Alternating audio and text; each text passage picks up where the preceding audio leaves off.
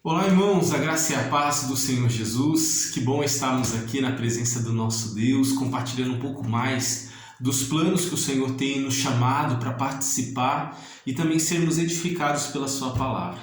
Antes de refletir com vocês a palavra do nosso Deus, quero dar um lembrete muito importante para os irmãos que compartilhamos domingo agora. Nós iniciamos e convidamos a igreja, convocamos o povo de Deus para uma campanha de oração e jejum, que terá 2 semanas de duração. Nós iniciamos ela no domingo e vamos terminar ela, entregar ela ao Senhor no primeiro domingo de novembro, no culto de Santa Ceia. Então, durante essas 2 semanas, o nosso desejo é que busquemos ao Senhor com uma consagração especial, dedicando um tempo de oração, dedicando um tempo para buscarmos mais a intimidade, e nós convidamos você para participar com a gente também. Como que você pode participar? É fácil. É você reservar um tempo no seu dia para dedicar ao Senhor. É você reservar alguns minutos na sua manhã, no almoço, à tarde, à noite. Você vai ver um tempo que você vai se reservar para orar e buscar ao Senhor pela tua família, pelos teus filhos, pelo teu casamento, pela tua igreja, pela liderança da igreja. Vamos estar buscando o Senhor, consagrando mesmo e dedicando a nossa vida diante dele. E vamos fazer isso durante essas 2 semanas. E também vamos consagrar um tempo de jejum ao Senhor. O nosso desejo e a orientação, mas fica a cada um a sua capacidade para participar ou não também, de fazer uma consagração de um jejum ao Senhor.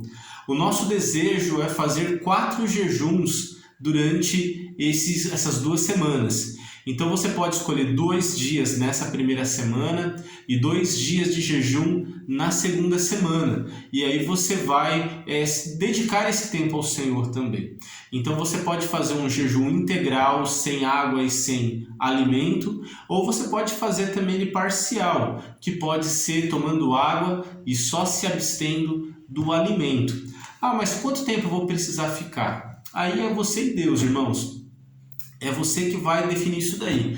Você pode abrir mão apenas do seu café da manhã e entregar o seu jejum na hora do almoço, ou você pode ficar até às 10 horas da manhã, ou às 3 horas da tarde, ou até às 6 horas da tarde. É você com Deus que vai definir esse tempo. O importante é você participar, o importante é você quebrar realmente a sua carne, é você se humilhar diante do Senhor, é dedicar esse tempo de consagração. O jejum tem esse objetivo, é nos esvaziar de nós mesmos e sermos preenchidos, sermos cheios do Espírito Santo de Deus. Então participe, coloque o teu impossível diante do Senhor, vamos colocar a nossa igreja diante de Deus, vamos pedir que um avivamento do Senhor venha sobre a nossa vida, tá bom? Então vamos participar e com a graça do Senhor vamos entregar esse jejum na Santa Ceia que nós vamos ter no primeiro domingo de novembro. Ok, irmãos? Queridos, quero compartilhar com vocês uma palavra especial que está em Lucas capítulo 24, que fala sobre o aparecimento de Jesus depois de ressurreto aos seus discípulos. Está em Lucas 24:36. Diz assim: Quando ainda falavam isso, Jesus apareceu no meio deles e disse-lhes: Paz seja convosco. Mas eles ficaram surpresos e atemorizados, acreditando que estavam vendo um espírito. Mas ele lhes disse: Por que vocês estão perturbados? E por que se levantam dúvida em vossos corações? Vejam as minhas mãos e os meus pés, que sou eu mesmo. Apalpai-me e verificai, porque um espírito não tem carne nem osso, como vocês veem que eu tenho. Tendo dito isso, mostrou-lhes as mãos e os pés. E por não terem ainda acreditado, por causa da alegria e da admiração, Jesus lhes disse: Tendes aqui algo para comer? Então lhes deram um pedaço de peixe assado, e ele comeu na presença deles.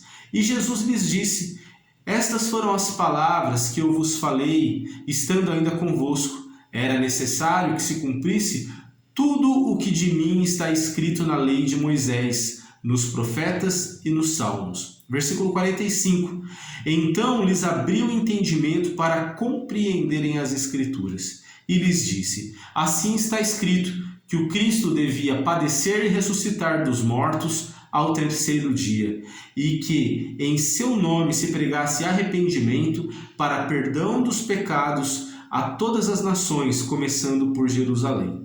Vós sois testemunhas destas coisas. E versículo 49, eu vos envio a promessa de meu Pai, mas permanecei na cidade até que do alto sejam revestidos de poder.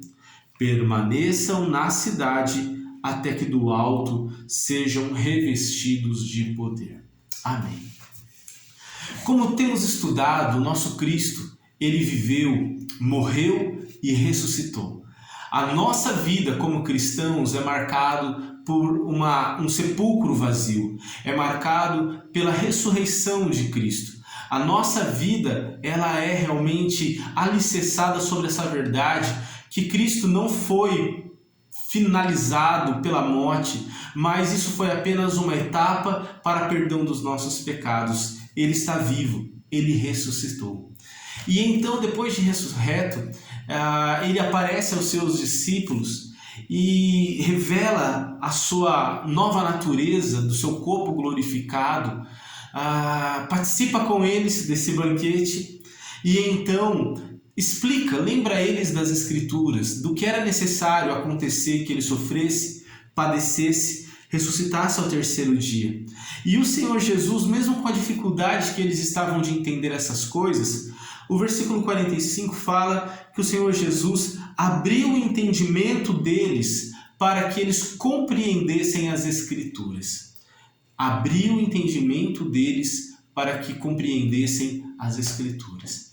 Irmãos, isso eu acho que é algo muito especial, que eu quero pedir que você reflita sobre isso. Eu não sei se você já teve dificuldade para entender a Bíblia.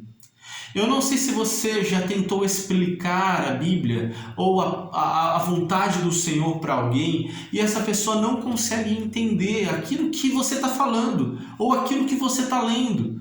Às vezes a pessoa parece que está com uma cortina nos seus olhos, com uma venda nos seus olhos, no seu entendimento, que impede de ver e entender as Escrituras. Isso é muito comum da gente ouvir. Eu ouço, mas eu não consigo entender, eu não consigo ver, eu não consigo enxergar. Ou às vezes na evangelização, na pregação da palavra, as pessoas não conseguem discernir ou ter o peso da realidade sobre elas, daquilo que você está compartilhando. Uma coisa é certa, queridos, para que a gente entenda tudo aquilo que Deus tem para a nossa vida, é preciso que Deus abra o nosso entendimento. Se você quer entender a profundidade do teu chamado, daquilo que Deus tem para você, peça uma coisa para o Senhor. Fala: Deus, abra o meu entendimento, abra o meu coração. Eu preciso que o Senhor me faça entender a grandeza da sua vontade, do seu chamado e do seu querer para a minha vida. Isso é fundamental. Não tem como a gente evangelizar sem primeiro orar. Por quê? Porque é a oração, porque é a ação de Deus que vai abrir o entendimento das pessoas para que elas creiam e compreendam a palavra do Senhor. Nós precisamos disso. Sempre quando você for ler a palavra do Senhor, ore antes. Você vai dedicar um tempo de oração e de estudo da palavra, peça para Deus, fala: Deus, o que o Senhor quer falar comigo através da sua palavra? O que o Senhor quer me revelar? Porque é Deus que vai ter que abrir o nosso entendimento para a gente entender aquilo que Ele tem para nós. Então, busque essa sabedoria que vem de Deus. Busque esse discernimento que vem do Senhor. Porque às vezes é com uma palavra que você vai ler na Bíblia que Deus vai virar uma chave na nossa vida, vai abrir o nosso entendimento de uma tal forma que muitas coisas vão ser transformadas e muitas coisas vão acontecer na nossa vida. Se não for Deus para abrir esse entendimento, a gente lê e não muda nada. A gente vai ouvir a palavra de Deus e não vai acontecer nada. Precisamos que Deus abra o nosso entendimento para compreendermos as Escrituras. Amém? Se você quer crescer espiritualmente, ore para que Deus te dê sabedoria, para que Deus te dê discernimento, entendimento, para entender o que Ele quer de você. Amém? E a segunda e última coisa que eu quero deixar para o nosso coração é o que está no versículo 49, que é essa promessa que Deus faz aos discípulos, ordenando eles, dizendo: permaneçam na cidade até que do alto sejam revestidos de poder.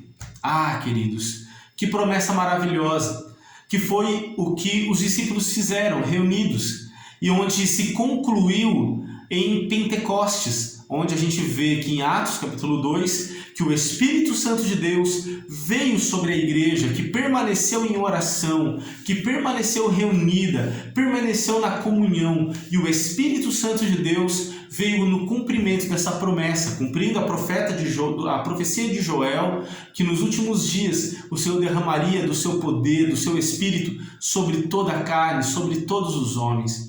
Então nós vemos que esse cumprimento vem precedido de uma ordenança, aonde o Senhor nos dá uma orientação muito importante, dizendo: fiquem até que do alto sejam revestidos, permaneçam até que vocês recebam o poder. Queridos, não faça as coisas na sua própria força.